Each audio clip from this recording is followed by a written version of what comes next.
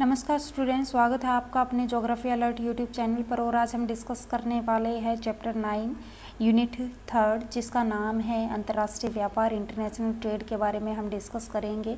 हम student part 1 video कर चुके हैं, आज हम पार्ट 2 वीडियो करेंगे। अगर आप लोगों ने पार्ट 1 वीडियो नहीं देखी है तो आप डिस्क्रिप्शन में जाकर देख सकते हैं, आई बटन भी जाकर देख सकते हैं, या आप अपने ज्योग्राफी अलर्ट यूट्यूब चैनल पर जाकर देख सकते हैं। अब हम बात करने वाले हैं स्टूडेंट, इससे पहले कि मैं चैप्टर को स्टार्ट करवाऊं तो please subscribe this channel and like this video, जिससे कि मुझे मोटिवेशन मिलता रहे और ऐसे ही मैं आप लोगों के लिए वीडियो बनाती रहूं। तो प्लीज़ स्टूडेंट लाइक कीजिए एंड सब्सक्राइब कीजिए। अब हम अपना चैप्टर स्टार्ट करते हैं। मुक्त व्यापार की स्थिति के बारे में जानेंगे कि मुक्त व्यापार की स्थिति क्या है, उसके बारे में डिस्कस करने वाले हैं। तो पहले हम देखेंगे कि मुक्त व्यापार क्या होता है। तो मुक्त व्यापार क्या है? व्यापार उदारीकरण के रूप में भी इसको जाना जाता है, और इसकी अगर मुख्य बात करते हैं तो ये है सीमा शुल्क को घटा दिया जाता है। व्यापारिक अवरोध ना आए उसके कारण सीमा शुल्क को घटा दिया जाता है। ये हम देखेंगे स्टूडेंट। दो देश हैं ओके, जो कि इंटरनेशनल ट्रेड कर रहे हैं एक दूसरे के साथ। ओके स्टूडेंट, तो इंटरनेशनल ट्रेड जब किया जाता था, पहले की बात कर रहे हैं जब उदारीकरण नहीं था, इंटरनेशनल ट्रेड जब किया जाता था तो किसी देश के द्वारा प्रोडक्ट को बेचा जाता था दूसरे देश को। इंटरनेशनल ट्रेड तभी होता है जब एक देश से दूसरे देश में वस्तुओं का, सेवाओं का आदान प्रदान होता है। ओके स्टूडेंट, तो वस्तुओं का आदान प्रदान हुआ तो सीमा शुल्क, उदारीकरण से पहले की बात है, सीमा शुल्क ज़्यादा होता था। प्रोडक्ट को दूसरे देश में भेजने के लिए उसको क्रॉस करना होता था सीमा शुल्क को। ओके स्टूडेंट, सीमा शुल्क ज़्यादा था जिसकी वजह से जो देश सामान बेच रहा है उसको ज़्यादा प्रॉफिट नहीं होता था, और उसकी वजह से ही कम क्या होता था, इंटरनेशनल ट्रेड होता था। अंतर्राष्ट्रीय व्यापार बहुत ही कम किया जाता था, क्योंकि जो सामान बना रहा है देश उसको ज़्यादा प्रॉफिट नहीं होगा तो वो दूसरे देश में सामान या वस्तु क्यों भेजेगा। तो उसी अवध में इंटरनेशनल ट्रेड को बढ़ावा। अब हम प्रॉफिट भी देखेंगे और हम डीमेरिट्स और मेरिट दोनों ही देखेंगे कि क्या मेरिट्स है और क्या डीमेरिट्स है। तो ज़्यादा से ज़्यादा प्रॉफिट हो, इंटरनेशनल ट्रेड को बढ़ावा मिले, जिससे कि अलग अलग देशों की अर्थव्यवस्था भी मजबूत हो। ओके स्टूडेंट, ये थे हमारे मेरिट्स। अब हम डीमेरिट्स के बारे में बात कर लेते हैं कि विकासशील देश, भारत, चीन और भी बहुत सारे विकासशील देश जो कि अभी अभी या उदारीकरण से थोड़ा सा पहले ही उपनिवेशवाद से निकले हैं, उपनिवेशवाद से निकले हैं, तो उन्हें अपने आप को आर्थिक रूप से मजबूत भी करना था। वो जो देश थे जो उपनिवेशवाद से निकले थे वो कौन से थे? हमारे कृषि प्रधान देश थे। उनके पास कच्चा माल था, प्राथमिक कार्य बेसिकली वहाँ पर होते हैं। और जो उपनिवेशवाद जैसे कि अमेरिकन है, यूरोपियन कंट्री है, ये क्या थे? इंडस्ट्रियलाइजेशन कर चुके थे, इनके पास इंडस्ट्री थी। और मैंने पहले भी आपको पार्ट 1 वीडियो में बताया था स्टूडेंट कि कैसे कच्चे माल को वो लेते थे और फिर उसी माल का विनिर्माण करके सेकेंडरी एक्टिविटीज़ से उन वस्तुओं को, प्रोडक्ट्स को ऊंचे दामों में उन्हीं देशों को बेचा जाता था। तो उसको प्रॉफिट किसको होता था? विकसित देशों को होता था। ओके स्टूडेंट, तो विकसित देशों को जब प्रॉफिट होता था तो यही क्या है, एक कारण था जिसकी वजह से जो उदारीकरण है वो विकासशील देशों और अविकसित देशों की अर्थव्यवस्था को प्रतिकूल बना रहा था, या प्रतिकूल थोपते हुए उन्हें क्या है, समान अवसर नहीं मिल रहे थे। बेसिकली समान अवसर का मतलब है कि जो ज़्यादा पहले इंडस्ट्रियलाइजेशन कर चुका है वो ज़्यादा से ज़्यादा मात्रा में क्या करेगा, प्रोडक्ट को बेचेगा। ज़्यादा से ज़्यादा मात्रा में जब इंडस्ट्रियलाइजेशन ज़्यादा है, ज़्यादा क्वांटिटी में प्रोडक्शन को बेचेगा दूसरे विकासशील देशों और अविकसित देशों को, तो प्रॉफिट किसको होगा? विकसित देशों को होगा। और उसी की अवध में क्या है, जो विकासशील देश है, अविकसित देश है, उनको समान अवसर नहीं मिल पाएंगे और वो बुरी तरह से प्रभावित हो सकते हैं उदारीकरण की वजह से। ओके स्टूडेंट, अब हम डिस्कस करने वाले हैं विश्व व्यापार संगठन क्या। आई होप आप लोगों को मुक्त व्यापार के बारे में पता चला होगा। अगर नहीं पता चला है तो प्लीज़ मुझे कमेंट्स करके बताइए, मैं आप लोगों को और अच्छे से उदारीकरण के बारे में बताऊंगी। विश्व व्यापार संगठन क्या होता है? बेसिकली विश्व व्यापार संगठन इज़ ए वेरी इंपॉर्टेंट क्यों है इम्पोर्टेंट? क्योंकि मोस्टली ये क्वेश्चन पूछा जाता है विश्व व्यापार संगठन के बारे में। तो हम देखते हैं कि क्या है विश्व व्यापार संगठन, और हमने अपनी पार्ट 1 वीडियो में भी विश्व व्यापार संगठन के बारे में डिस्कस किया था स्टूडेंट। अगर आप लोगों ने नहीं देखी है तो आप ज्योग्राफी अलर्ट पर जाकर देख सकते हो या फिर आई बटन पर जाकर देख सकते हैं। अब हम देखते हैं विश्व व्यापार संगठन के बारे में। 1948 में विश्व व्यापार संगठन में का निर्माण किया गया, जिसमें कि उच्च सीमा शुल्क को घटाया गया, जो हमने ऊपर बात की गई है कि उसको घटाने के लिए उच्च सीमा शुल्क को और विभिन्न प्रकार की बाधाओं से मुक्त कराने हेतु कुछ देशों ने क्या किया, एक गठन किया संगठन का। देखते हैं कौन सा संगठन है, जिसका नाम था GATT, general agreement on trade and tariff. GATT का गठन किया गया, लेकिन क्या हुआ कि गेट इतनी अच्छी तरीके से कार्य नहीं कर पाया और त्रुटि होने की वजह से, एरर होने की वजह से स्टूडेंट 1994 में सदस्य देशों के द्वारा मुक्त व्यापार एवं निष्पक्ष व्यापार के लिए एक स्थायी संस्था का निर्माण करने का निश्चय किया। जनवरी 1995 में गेट का रूप परिवर्तन करके WTO विश्व व्यापार संगठन इसका नाम कर दिया गया, और उस WTO के कौन कौन से कार्य है इसके बारे में हम बात करेंगे कि कौन कौन से कार्य है विश्व व्यापार संगठन के। तो बेसिकली जो है विश्व व्यापार संगठन का जो फर्स्टली है वो है वैश्विक नियम बनाने, ग्लोबल नियम बनाने, लॉ बनाना, रेगुलेशन बनाना। क्यों बनाना? क्योंकि इंटरनेशनल ट्रेड के लिए रूल एंड रेगुलेशन होना बहुत ही ज़रूरी था। इसी वजह से WTO का गठन किया गया, WTO का। ओके स्टूडेंट, फिर क्या था नेक्स्ट की अगर बात करें तो विवाद, भिन्न भिन्न देशों के बीच, अलग अलग देशों के बीच जो विवाद थे व्यापार को लेकर, उनको क्या किया गया, उनके निपटान के लिए उनका गठन किया गया, WTO का गठन किया गया कि ये कार्य WTO करेगा, विश्व व्यापार संगठन करेगा।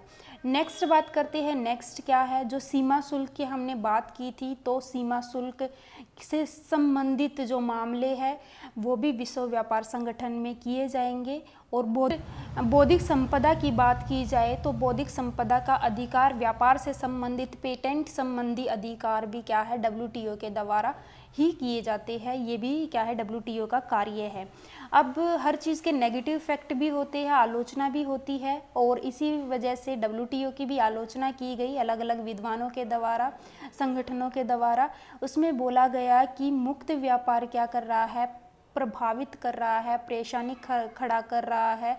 मुक्त व्यापार क्या है, आम लोगों के जीवन को अधिक संपन्न नहीं बना सकता, धनी देशों को और धनी कर रहा है, गरीब देशों को और गरीब कर रहा है। जैसे कि मैंने आप लोगों को ऊपर बताया था विकासशील और अविकसित देशों के रिगार्डिंग में, तो ये बात क्या है बोली गई अलग अलग संगठनों और विद्वानों के द्वारा, और उन्होंने बोला कि WTO पर क्या है विकसित देशों का वर्चस्व है, ये विकसित देशों की बात को ज़्यादा प्रभावशाली रूप से सुनता है। और इस चीज़ के बारे में नेगेटिव जो है वो बोला गया WTO के बारे में। ओके स्टूडेंट, आई होप आप लोगों को समझ में आया होगा। अगर नहीं आया है तो आप मुझे कमेंट्स करके बता देना स्टूडेंट। अब क्या है, विश्व व्यापार संगठन का मुख्यालय कहाँ पर है, कितने प्रेजेंट में सदस्य है, उस चीज़ के बारे में हम डिस्कस कर लेते हैं, और भारत कब से सदस्य है इसके बारे में भी डिस्कस कर लेते हैं। तो विश्व व्यापार संगठन का मुख्यालय जेनेवा में स्विट्जरलैंड में स्थित है। ओके स्टूडेंट, 2005 में 149 देश व्यापारिक संगठन थे।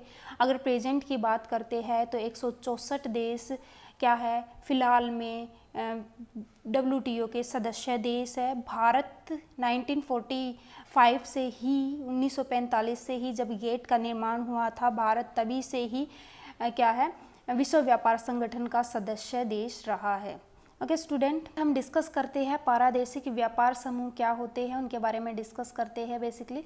तो पारदेशिक व्यापार समूह की भौगोलिक सामीप्य, समरूपता, पूरकता के साथ देशों के मध्य व्यापार को बढ़ाने एवं विकासशील देशों के व्यापार पर लगे प्रतिबंध को हटाने के उद्देश्य से अस्तित्व में आया। इसमें क्या है 120 पारदेशिक व्यापार समूह है, जिसमें से विश्व में 52% व्यापार का जनन ये जो है करते हैं।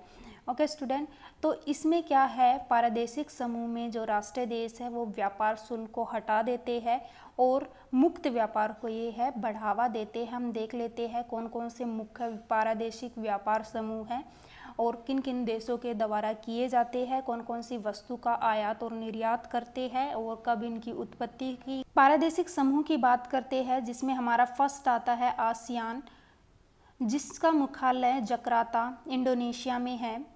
और इसके अगर सदस्य राष्ट्र की बात करते हैं तो Brunei, Indonesia, Malaysia, Singapore, Thailand, Vietnam इसके राष्ट्रीय देश हैं। और इसकी उत्पत्ति अगस्त 1967 में की गई थी। मुख्य जो वस्तुओं का उत्पादन जो इंटरनेशनल ट्रेड है वो किया जाता है, वो कृषि उत्पाद, रबर, ताड़ का तेल, चावल, नारियल, कॉफ़ी, तांबा, कोयला, निकेल, टंगस्टन, पेट्रोलियम, प्राकृतिक गैस, सॉफ्टवेयर आदि का उत्पाद यहाँ पर किया जाता है। सहयोग के अन्य क्षेत्र जो है ये हमारे दे रखे हैं कि किन किन चीज़ों में इनका सहयोग दिया जाता है। आर्थिक वृद्धि को त्वरित करने के लिए, सांस्कृतिक विकास करने के लिए, शांति स्थापित करने के लिए बेसिकली इनका उपयोग सहयोग किया जाता है अन्य क्षेत्रों में। दूसरा स्टूडेंट वो है CIS, जिसका कि मुख्यालय है मिन्स्क, बेलारूस में।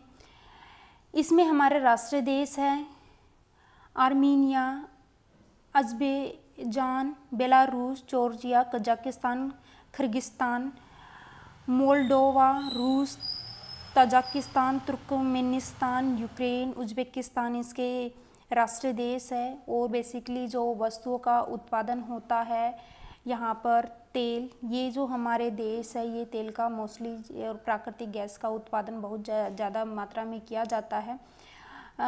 इसमें तेल, प्राकृतिक गैस, सोना, कपास, रेसे, एल्युमिनियम आदि का उत्पादन किया जाता है। और इनके सहयोग के अन्य जो क्षेत्र है वही है अर्थव्यवस्था से संबंधित, प्रतिरक्षा, विदेशी नीति के मामले में सहयोग और समन्वय से सहयोग व अन्य क्षेत्र है इनके। नेक्स्ट की बात कर लेते हैं EU, यूरोपियन संघ। इसमें हमारा मुख्यालय की अगर बात करते हैं तो ब्रुसेल्स, बेल्जियम में इनका मुख्यालय है। और इसमें हमारे यूरोपियन कंट्री के जो देश है वो इसमें आते हैं। और इनमें देख लेते हैं इसकी स्थापना जो की गई थी 1957 में की गई थी। और फिर अगर बात करते हैं संशोधन की तो 1992 में संशोधन हुआ था और देशों ने इसमें हिस्सा लिया था। इसमें क्या है, यूरोपियन कंट्री है बेसिकली जितनी भी हैं हमारी। और कृषि उत्पाद की बात करते हैं तो कृषि उत्पाद, खनिज, रसायन, लकड़ी, कागज़, परिवहन की गाड़ियाँ, ऑप्टिकल उपकरण, घड़ियाँ, कलाकृति, परावस्तुएं इसमें मुख्य उत्पाद है। यहाँ पर एकल मुद्रा है, मतलब इन देशों के द्वारा एक ही मुद्रा का प्रयोग किया जाता है और इनका एकल बाजार है, एक ही बाजार है। ये स्टूडेंट बहुत इम्पोर्टेंट है। एकल बाजार और एक ही मुद्रा के साथ ये क्वेश्चन पूछा जा सकता है कि कौन से इसमें एकल मुद्रा और एक बाजार है, तो इसमें ऑप्शन में आप लोगों का आ जाता है। स्टूडेंट बात करते हैं तो लैटिन अमेरिकन इंटीग्रेशन एसोसिएशन है, जिसका कि मुख्यालय उरुग्वे में मोंटेवीडियो है, जिसमें हमारे जो देश आते हैं वो हमारे लैटिन अमेरिका, दक्षिणी अमेरिका के मोस्टली देश इसमें आते हैं। Argentina, Bolivia, Brazil, Colombo, Ecuador, Mexico, Paraguay, Peru, Uruguay और वेनेजुएला। ओके स्टूडेंट, इसकी स्थापना 1966 में की गई थी और ये एक दूसरे के साथ व्यापार करते हैं। नेक्स्ट अगर बात करते हैं north American free trade association NAFTA, जो कि संयुक्त राज्य अमेरिका में है। 1994 में इसका उत्पत्ति की गई थी। इसका मुख्य उत्पाद है कृषि उत्पाद, मोटर गाड़ियाँ, स्वचालित पुर्जे, कंप्यूटर, वस्त्र इत्यादि है। बात करते हैं नेक्स्ट की OPEC, organisation of petroleum exporting countries. इसका मुख्यालय की अगर बात करते हैं तो वियना में है। और इसका जितने भी तेल उत्पादित देश है जहाँ पर तेल का उत्पादन किया जाता है वो कंट्रीज़ के अंदर बेसिकली आती है स्टूडेंट। इसमें हमारा आता है Algeria, Indonesia, Iran, Iraq, Kuwait, Libya, Nigeria, Qatar, Saudi Arab, संयुक्त अरब अमीरात और वेनेजुएला इसमें आते हैं। 1949 में इसकी उत्पत्ति की गई थी। और खनिज तेल इसमें बताया ही है, जो देश जिसमें खनिज तेल का उत्पादन होता है या उत्पाद होता है, उसी से रिगार्डिंग यहाँ पर। Next student SAFTA, south Asian free trade agreement, जिसमें क्या है बांग्लादेश, मालदीव, भूटान, नेपाल, भारत, पाकिस्तान, श्रीलंका वाले देश आते हैं। इसकी उत्पत्ति जनवरी 2006 में की गई थी और अंतर पारदेशिक व्यापार के करों को घटाना इसका मुख्य सहयोग है। नेक्स्ट स्टूडेंट अंतर्राष्ट्रीय व्यापार से संबंधित मामले, जिसमें हम करने वाले हैं कि किसी भी राष्ट्र को अंतर्राष्ट्रीय व्यापार से क्या लाभदायक कारक होते हैं, कौन कौन से लाभ होते हैं और कौन कौन सी हानियां होती है, उनके बारे में हम डिस्कस करने वाले हैं। तो इसमें क्या है, लाभदायक देख लेते हैं। पहले मेरिट्स देख लेते हैं कि किसी राष्ट्र को कितना लाभ होता है अंतर्राष्ट्रीय व्यापार से। तो फर्स्ट है हमारे रीजनल स्पेशलाइजेशन, पारदेशिक विशिष्टीकरण। ये हम पार्ट 1 वीडियो में स्टूडेंट कर चुके हैं, इसका डिस्कस हम नहीं करेंगे क्योंकि वीडियो लेंथी हो जाती है। ये अगर आप लोगों ने नहीं देखी है पार्ट 1 तो आप आई बटन पर जाकर देख सकते हैं या ज्योग्राफी अलर्ट पर जाकर देख सकते हैं। नेक्स्ट है हमारा उच्च रहन सहन के स्तर या life standard, high life standard की इसमें बात की गई है। इसका भी एग्जांपल के थ्रू देखते हैं हम। जब कोई भी इंटरनेशनल ट्रेड होता है, वस्तुओं का आवागमन होता है किसी भी देश के द्वारा, तो उसमें क्या है, उसकी अर्थव्यवस्था भी सुदृढ़ होती है, इकोनॉमी भी पावरफुल होती है। इकोनॉमी पावरफुल होती है तो देश की अर्थव्यवस्था भी मजबूत होती है। देश की अर्थव्यवस्था मजबूत होती है तो वहाँ के लोगों का स्टैंडर्ड भी हाई होता है। जैसे हम यूएसए या यूरोपियन कंट्री की बात कर लेते हैं, आर्थिक रूप से सक्षम राष्ट्र है, जिसकी वजह से वहाँ के जो मनुष्य है, लोकल बॉडीज़ है, लोकल व्यक्ति है, वो उनका भी जीवन स्तर क्या है वहाँ पर उच्च पाया जाता है, हाई पाया जाता है, हाई लाइफ स्टैंडर्ड वहाँ पर पाया जाता है। नेक्स्ट है हमारा स्टूडेंट वस्तु एवं सेवाओं की विश्वव्यापी उपलब्धता। बिल्कुल, जब इंटरनेशनल ट्रेड किया जाता है देशों के द्वारा तो वस्तुओं की उपलब्धता वर्ल्ड वाइड होती है। आप कोई भी वस्तु कहीं से भी, कोई भी वस्तु या कोई प्रोडक्ट ऐसा है जो कि उष्णकटिबंधीय ट्रॉपिकल एरिया में उगता है लेकिन वो आपको टेम्परेट वाले इलाके में भी मिल जाता है, तो ये क्या है, वर्ल्ड वाइड ऐसा होता है। अंतर्राष्ट्रीय व्यापार के द्वारा ही ऐसा संभव हो पाया है।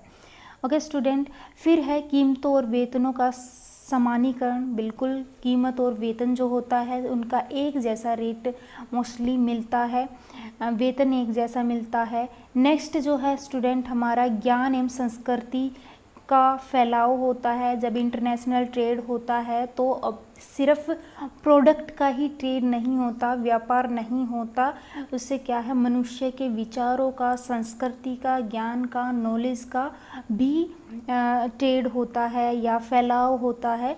तो इन चीज़ों का भी क्या है, हमारे किसी भी राष्ट्र के लिए लाभदायक होता है अंतर्राष्ट्रीय व्यापार। अब हम डिस्कस करने वाले हैं स्टूडेंट की कौन कौन सी हानियां हैं अंतर्राष्ट्रीय व्यापार से किसी भी राष्ट्र को, उसके बारे में डिस्कस कर लेते हैं। फर्स्ट जो है असमानता का, विकास के असमान स्तर, ये भी हम पार्ट 1 वीडियो में कर चुके हैं स्टूडेंट, लेकिन थोड़ा सा मैं आप लोगों को बता देती हूँ। विकास के असमान स्तर हम बात कर लेते हैं यूरोपियन कंट्री एंड संयुक्त राज्य अमेरिका और वे सभी विकसित देश जो कि पहले से ही विकसित है, उपनिवेशवाद से ही विकसित है, वहाँ पर इंडस्ट्रियलाइजेशन पहले से ही है। लेकिन जैसे जैसे उपनिवेशवाद से जो आज़ाद हुए हैं तो वे देश क्या है, एग्रीकल्चर बेसिकली प्राइमरी एक्टिविटीज़ में ज़्यादा लीन है, सेकेंडरी एक्टिविटीज़ या उनकी अर्थव्यवस्था इतनी मजबूत नहीं है। पहले उन्हें अपना विकास करना है, फिर जाकर अंतर्राष्ट्रीय व्यापार या दूसरे देशों पर ध्यान देना है। तो वो देश क्या है, इंटरनेशनल ट्रेड से उनको समान अवसर नहीं मिल रहे, ये क्या है, नेगेटिव इफ़ेक्ट बनकर आता है। फिर क्या है, शोषण और युद्ध का कारण बनते हैं। बिल्कुल, कंपटीशन जब होता है, आपके किसी भी चीज़ में कंपटीशन लगा सकते हो, तो कंपटीशन में क्या है, शोषण और युद्ध का कारण बन सकता है इंटरनेशनल ट्रेड। ओके स्टूडेंट, फिर हमारा क्या है, इसमें संसाधन अगर बोलते हैं, प्राकृतिक संसाधनों का बहुत शोषण होता है। कैसे होता है, क्योंकि प्राकृतिक संसाधन पर ही मोस्टली बेस होता है और जब प्राकृतिक संसाधन पर बेस होता है तो ज़्यादा से ज़्यादा प्रोडक्शन करने के लिए उनका शोषण किया जाता है। ओके स्टूडेंट, फिर नेक्स्ट अगर बात की जाए, पर्यावरण प्रदूषण भी बहुत ज़्यादा होता है। पर्यावरण प्रदूषण जब इंडस्ट्री लगाई जाती है तो इंडस्ट्री से भी पर्यावरण को प्रदूषण होता है, जल प्रदूषण होता है, वायु प्रदूषण होता है, ध्वनि प्रदूषण होता है। तो जितने भी हमारे पोल्यूशन है वो क्या है, कहीं ना कहीं इस अंतर्राष्ट्रीय व्यापार से प्रभावित होते हैं। नेक्स्ट अगर बात करते हैं तो समुद्री जीवन में भी क्या है, वहाँ के जीव जंतुओं के नष्ट होने में भी तीव्रता आई है। कैसे आई है, जब देशों के द्वारा प्रोडक्शन किया जाता है तो मोस्टली अंतर्राष्ट्रीय व्यापार की बात करते हैं तो समुद्री मार्ग से सबसे ज़्यादा अंतर्राष्ट्रीय व्यापार किया जाता है, जिसके कारण समुद्री जीव जंतुओं के भी नष्ट होने में तीव्रता आई है। फॉर एग्जाम्पल तेल का ही उत्पादन देख लेते हैं। जब एक देश से दूसरे देश में तेल का उत्पादन करके इंटरनेशनल ट्रेड किया जाता है तो तेल के रिसाव से वहाँ पर क्या है, लेयर बन जाती है, जिससे कि समुद्री जीवों को मृत्यु हो जाती है। ओके स्टूडेंट, तो क्या है, कहीं ना कहीं ये क्या कर रही है, पर्यावरण को प्रदूषित कर रही है और हमारे कंपटीशन पैदा कर रही है, जिससे कि युद्ध की स्थिति उत्पन्न हो जाती है और संसाधनों का शोषण हो रहा है। स्टूडेंट, असमान विकास का स्तर है, निर्भरता ज़्यादा हो जाती है एक देश की दूसरे देश पर। मैंने पहले भी आप लोगों को उपनिवेशवाद में बताया था कि उष्णकटिबंधीय में चाय और कॉफ़ी होती है और बिकती कहाँ पर है, यूरोपियन कंट्री, जहाँ पर कंज्यूमर यूरोपियन कंट्री एंड संयुक्त राज्य अमेरिका या शीत प्रदेशों में बोल सकते हैं कि शीत प्रदेशों में ज़्यादा कंज्यूमर होते हैं, लेकिन बोया कहाँ पर जाता है, उष्णकटिबंधीय क्षेत्रों में बोया जाता है ये पौधा।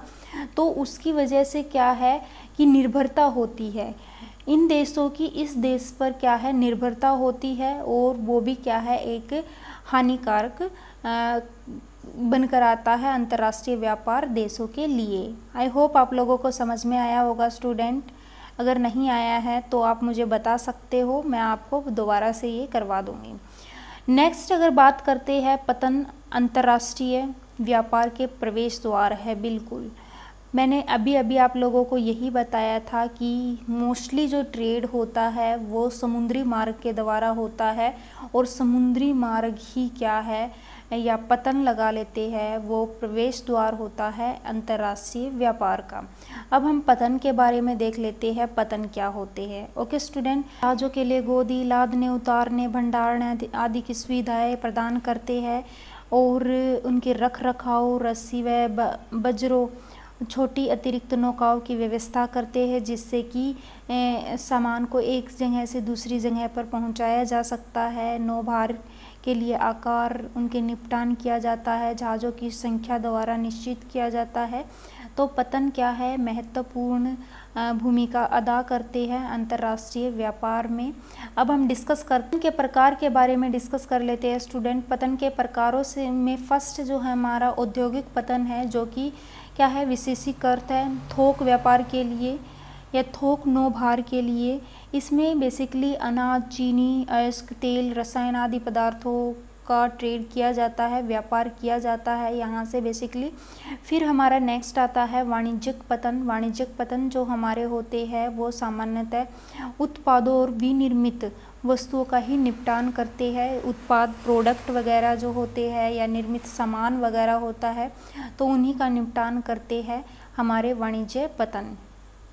और ये हमारी यात्री यातायात का भी बेसिकली प्रबंधन करते हैं। नेक्स्ट हमारा होता है विस्तृत पतन। विस्तृत पतन में क्या है कि थोक से प्रबंधन करते हैं, नौभार का थोक प्रबंधन करते हैं। अधिकांश जो है संसार में विस्तृत पतन ही है, जो कि दोनों चीज़ों का ही क्या करते हैं, ट्रेड करते हैं। नेक्स्ट अगर बात करते हैं स्टूडेंट, तो हमारा नेक्स्ट आता है अवस्थिति के आधार पर पतनों के प्रकार। अवस्थिति के आधार पर दो प्रकारों में इसको बांटा गया है। एक हमारा है अंतर्देशीय पतन, एक दूसरा हमारा है बाह्य पतन। अंतर्देशीय पतन, अंतर्देशीय पतन स्टूडेंट कैसे है इसके बारे में देख लेते हैं। अंतर्देशीय पतन जैसे कि ये हमारा समुद्री क्षेत्र है और यहाँ से कोई नदी जा रही है, फॉर एग्जाम्पल अपने ही भारत की बात कर लेते हैं, कोलकाता हुगली नदी जो कि गंगा नदी की एक शाखा है और समुद्री क्षेत्र से जुड़ी हुई है। तो यहाँ से क्या है, प्रोडक्ट को लिया जाता है, समुद्री पतन से लिया जाता है और नदी के द्वारा उसको देश के आंतरिक भागों में पहुंचाया जाता है। उनको क्या कहते हैं, जो आंतरिक भागों में पतन होते हैं यहाँ पर उनको छोड़ा जाता है, तो वो हमारे कहलाते हैं अंतर्देशीय पतन। नेक्स्ट जो है हमारा बाह्य पतन। बाह्य पतन का मतलब है स्टूडेंट, ये पूरा का पूरा जो कोस्टल एरिया है हमारा समुंदर से जुड़ा हुआ है, गहरे जल के पतन होते हैं बेसिकली ये। और यहाँ पर बड़े बड़े जहाज़ जो है, आकार की दृष्टि से बड़े जहाज़ जो होते हैं उनको शरण दी जाती है या वो वहाँ पर आते हैं। तो समुद्री मार्ग है जिसके द्वारा बड़े बड़े जहाज़ों को इन पतनों पर दिए जाते हैं। लेकिन अंतर्देशीय पर स्टूडेंट छोटे जहाज़ बेसिकली यहाँ से जाते हैं। ओके, आई होप आप लोगों को समझ में आया होगा। नेक्स्ट है विशिष्टीकृत क्रियाकलापों के आधार पर पतन के प्रकार, जिसमें हमारा आ जाता है तेल पतन, जिसमें बेसिकली तेल का ही उत्पादन होता है।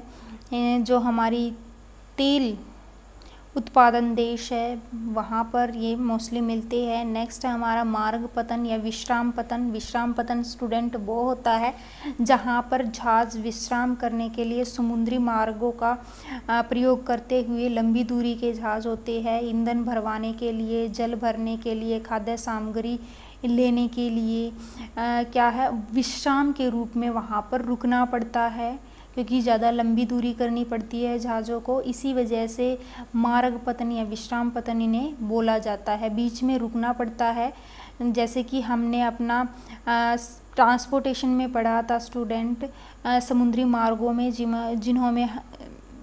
जिनमें हमने होनोलुलु, सिंगापुर देखा था कि वहाँ पर पतन थे। तो उन्हीं पतनों के बारे में बताया गया है जो कि विश्राम करते हैं, लंबी दूरी के जो जहाज़ होते हैं उनको रोकने का या उनको विश्राम करने का स्थान प्रदान करते हैं। नेक्स्ट है हमारा पॉकेट स्टेशन। पॉकेट स्टेशन का मतलब है स्टूडेंट, इन्हें फेरी पतन के नाम से भी बेसिकली जाना जाता है। और ये पॉकेट स्टेशन विशेष रूप से छोटी दूरी को तय करते हैं। बिल्कुल पॉकेट ही नाम हो गया तो कम दूरी की डिस्टेंस का इसमें क्या है होता है। इसमें क्या स्टूडेंट डाक और यात्रियों के परिवहन से ये जुड़े हुए होते हैं और छोटे होते हैं, जिसके कारण लंबी दूरी नहीं होती इनमें।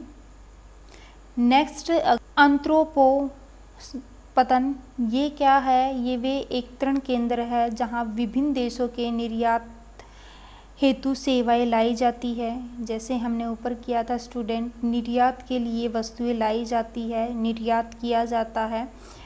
इसमें क्या है, सिंगापुर एशिया के लिए एक अंतरोपोपतन है, रोटरडम यूरोप के लिए है जहाँ से निर्यात किया जाता है बेसिकली। नेक्स्ट अगर बात करते हैं, ये स्टूडेंट हमारा इम्पोर्टेंट है, ये हमारे पतन दिए गए हैं, मोस्टली क्वेश्चन यहाँ से पूछे जाते हैं। नेक्स्ट है हमारा नौसेना पतन। नौसेना पतन स्टूडेंट हमारे सामाजिक महत्व के पतन है। इसमें क्या है, सेना के जहाज़ों को सेवा दी जाती है, उनके मरम्मत का कार्य किया जाता है, कार्यशालाएं चलाई जाती है। जैसे कि हमारा एग्जाम्पल में भारत के ऐसे कोच्चि और कारवाड़ा पतन है जो कि एक अच्छे उदाहरण बनकर आते हैं नौसेना पतन के। आई होप स्टूडेंट आप लोगों को वीडियो पसंद आई होगी। वीडियो पसंद आई है तो please subscribe this channel and like this video. Bye bye, take care. ऐसे ही देखते रहिए ज्योग्राफी अलर्ट।